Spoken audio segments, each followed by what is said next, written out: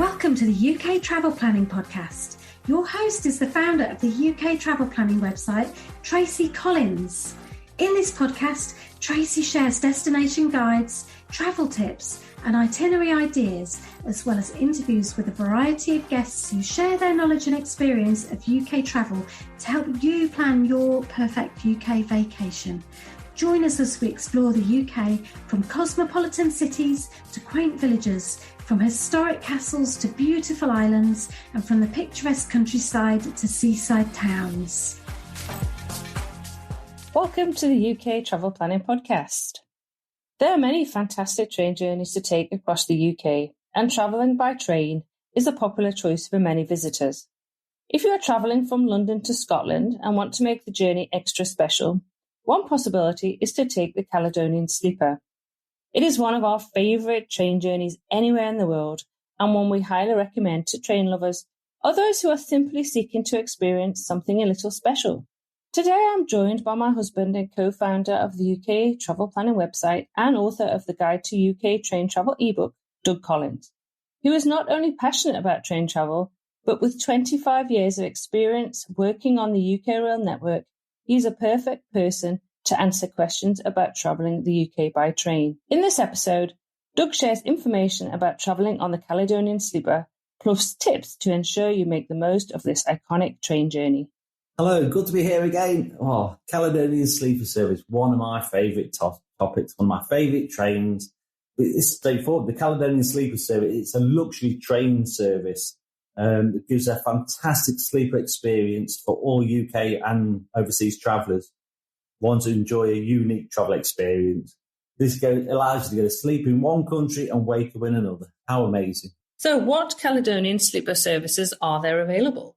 Well, the sleeper services run on the West Coast main train line, and they run 6 days a week, and that's Friday to Sunday. They go between London Euston train station and then 5 Scottish locations. There's a northbound and a southbound train service. The two options really for passengers to choose from. There is the Highlander service, northbound, that runs from, again, London Euston, leaves about 9:15 in the evening, and that travels to Edinburgh, to Waverley train station, all as one train. And then here the train splits into 3 sections. For onward journeys, it goes to Fort William, Aberdeen and Inverness. And obviously southbound services, they run in reverse. The Lowlander, as it's termed, is northbound from London Euston just before midnight, about 10 to 12, Monday to Friday. There's one train, and this divides at Carstairs, which is south and sort of between Edinburgh and Glasgow. And then one section goes to Glasgow Central, and then one to Edinburgh Waverley. And obviously, again, the southbound service in reverse. Okay, so what different types of sleeper accommodation is available? Well, there are 3 types of sleeping options available, depending on your own preferences and especially budget. This is in addition to what they call the comfort seat option, which is sleeping in your seat overnight. And the configuration of it is the same as a UK first class arrangement, where you've got 2 seats side by side, an aisle or gangway, and then another single. The seats come with a nice footrest, tray table, and which I think is fantastic. A piece around is a small lockable storage area. And as well as this, there's the Wi-Fi, there's multiple charging points, and then at seat food and drink refreshment service, which you request via an on-call button. Then there's the standard room, which is now called a classic room. These are twin bunk beds in rooms with a wash basin, priority club car access. The club car is really the equivalent of a traditional dining room or refreshment car, where you can go for breakfast or for dinner. In your room comes with a sleep kit, which includes your masks, earplugs, and various other bits of gadgetry. Your breakfast in the classic room is not included, but it can be purchased. Additionally, there is multiple charging points in these rooms, which is an improvement on the older type services. There's very good in berth or in room temperature control and dimmer lights. There's Wi-Fi, which is again is a new addition. Then there's room key card access, good baggage storage. Unfortunately, there's no toilet in this sort of room, but there is shared facilities at the end of the corridor. Then we have the club room, which is our particular favourite. This is a real hotel type experience. It's similar to the classic room, but with a bonus, you've got an ensuite toilet and shower. This room does also include the cost of your breakfast and station lounge access. The station lounges some are owned by the Caledonian Sleeper service, and there's also shared facilities at some stations along the route as well. Really good some of these services are as well. This type of accommodation, the club room, is our usual go-to accommodation, if possible, of course, and whether it's available, as it ticks all the boxes for us in terms of the facilities, the availability and value for money. Then we have the Caledonian double room. Now, this is a real luxury. This is a double bed, no bunk beds in this one. It's a double bed, and the facilities are the same as the club room, but we haven't been in this one as yet. But we are told that it's actually very luxurious, but also needs to be booked in advance as it gets booked up very quickly. So I know the Caledonian Sleeper is special to you, of course. Can you explain why?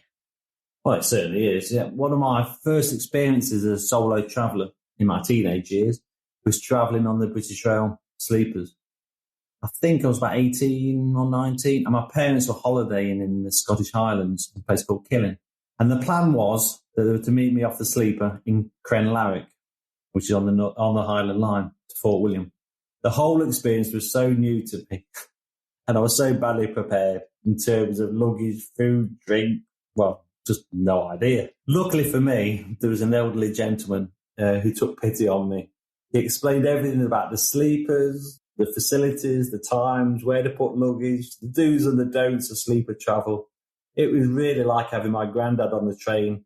He was so kind and thoughtful. I think he was a retired head teacher who regularly travelled to Scotland to go walking with his friends. He was in the traditional walking gear. He was such a nice man. And he was also getting off the train at Crenlarrick. I'll never forget his kindness to a fellow traveller. He was just so lovely. As well as this, the memory of waking up in a different country, and bear in mind, I was 18 or 19. I was travelling from England to Scotland, obviously. It was very special. The contrast of the scenery, seeing beautiful countryside, the hills and the lochs. And luckily, on the older trains, you could open the berth or sleeper compartment window. And I can really remember distinctly the fresh air and the pine smell coming through the window is absolutely amazing. One that just stays with me. I'm also excited these days to wake up in Scotland on the new Caledonian Sleepers. On our last visit there was snow everywhere, which just added to that whole magical experience. But that's me. But Tracy, I think you have your own experiences, don't you? Yeah, that was a fantastic trip. And I struck up a conversation in the corridor with an elderly Scottish lady who told me all sorts of information about the area and about the families in the area and the history of the area. And who was very interested to know that I was a Campbell by descent. So it was just absolutely fantastic and not something that you expect to be able to, it doesn't happen every day. And it was just absolutely brilliant to have that experience and having that conversation with her. So why do you recommend the Caledonian Sleeper? Well, it is such a unique and magical experience.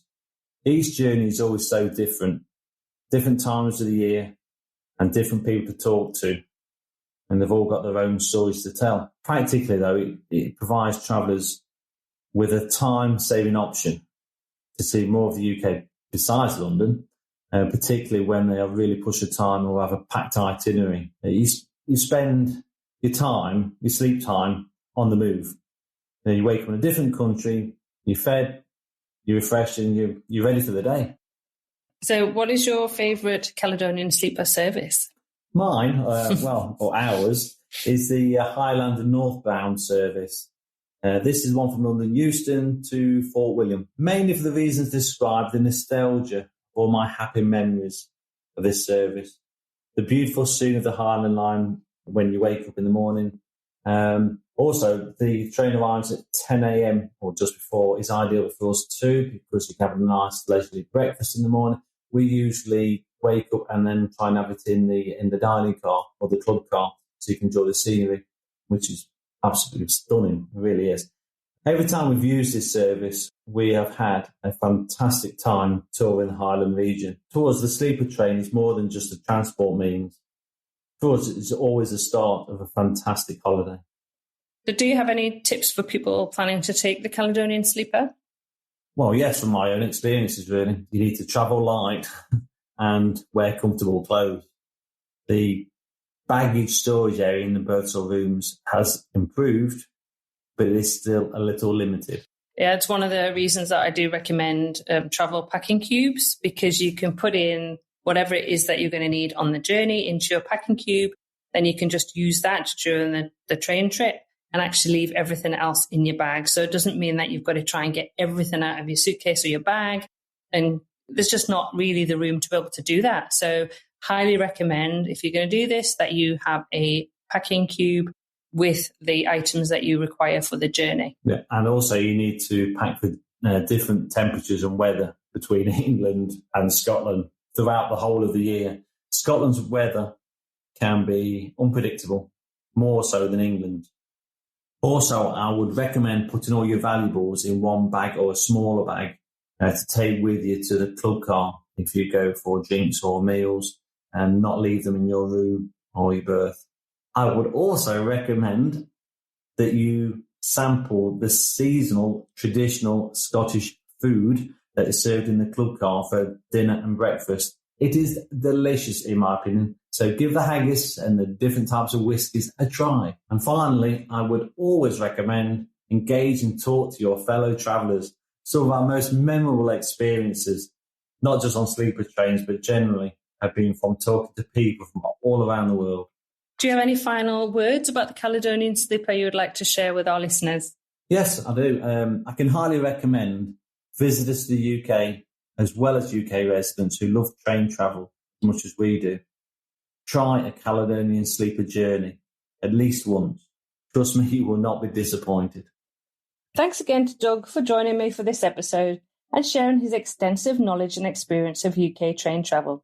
You can hear more from Doug in episode 2 of the podcast, where he provides an introduction to UK train travel and shares some essential tips for those of you planning to travel the UK by rail. He will be back in future episodes with more UK train travel inspiration and tips.